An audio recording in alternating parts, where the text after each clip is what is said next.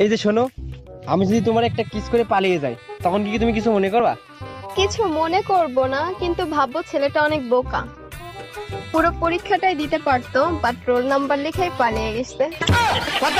এই তোমার হাতে কি হইছে? হাত কাটতে তোমার নাম লেখছি। এ তো খুব ভালো কথা, তা বাইন্ধে রাখছো কেন? নামের বানান ভুল করছি। মানে কি কি নাম লিখছো? সুমার জায়গায় রুমা। ওই হাত আমি কাটতে ফালাবো।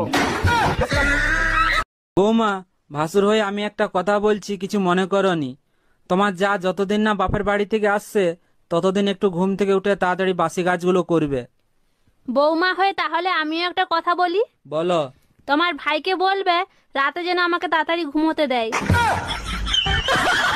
আমি আমার বরকে কারোর সাথে কথা বলতে দিই না। 4-5টা ফেক আইডি খুলে রেখেছি, ওই ওদের সাথেই প্রেম করে। যাক, ঘরের জিনিস ঘরেই থাকলো। বল, কত টাকা নিবি আমার মেয়ের পিছন ছাড়তে?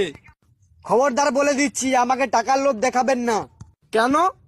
কারণ আমি টাকা দেখলে লোভ সামলাতে পারি না।